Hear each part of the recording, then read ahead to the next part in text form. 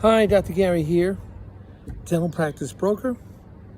Name of our company is Healthcare Practice Sales, LLC. We've been doing dental practice brokerage for 11 years, and I was a dentist for 25 years. All the information you're about to hear is strictly for entertainment purposes only. Our contact information and anything you want to know, you speak to your accountant or your attorney. All right, so this information is not legal or business advice. Our contact information is 201-663-0935, 201-663-0935. Our website is dentalpracticeguide.com, dentalpracticeguide.com. So get in touch with us. We're here to help you. We work 363 days a year. We take off Christmas and Easter. We have a team of 8 employees now, including 2 CPA accountants. We're one of the only brokers that has CPA accountants on staff that I know of. And we are here to assist you. After 11 years, we've learned a few things, and we hope we can share this with you. Every day brings a different new information. Every deal is different. There's no 2 deals the same. It's always different. Even the simplest deals. Sometimes the simplest deals are the most difficult ones. Sellers, if you need our help, we're here. Whether it's a small practice or a very large one, we do work with the DSOs, so we're more than happy to get you information. And they often pay our commission, and or if you work with us, we can attempt to often get your legal fees paid at closing, reimbursement, if you use one of the designated attorneys and use some of the criteria we lay out. Anyway, today's title is the use of working capital that banks provide. As you know, banks give you 100% financing. So use of the working capital and the 20% needed for down payment for real estate, which is generally 20%. All right? Those are 2 topics, somewhat interrelated, whatever.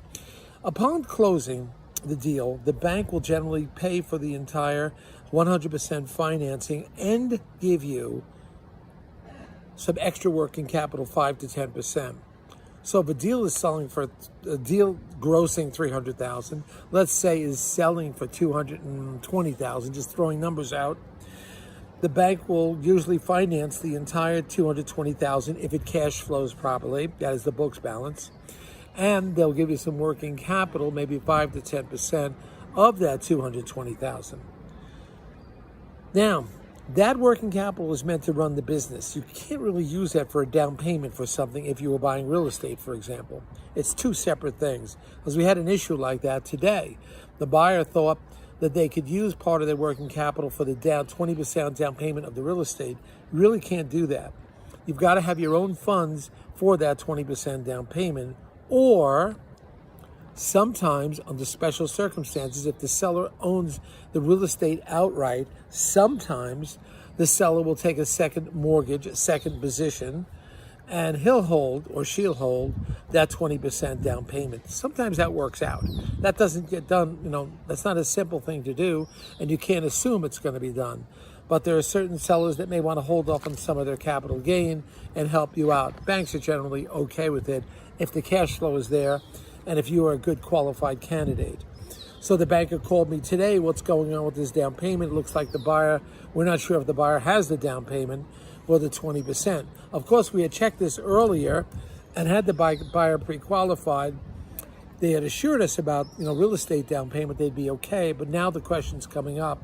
So we answered the question. You can't use your working capital from the bank for your real estate 20% down payment. But if you have trouble getting the 20%, sometimes these sellers can help us out, but that's on a case-by-case basis. We as brokers are here to help you, but we've got to be involved, and we are involved. Now, I work with the banker many times because it was one of the dental banks. I've worked with the attorneys several times because they're both dental attorneys, and through us, we will always work out the issues. That's why you want a dental bank, you want dental attorneys. They work out issues and problems. We are here to help you. But that's what happened today, and hopefully we'll resolve this. I think we have resolution to it already, and we'll get this done.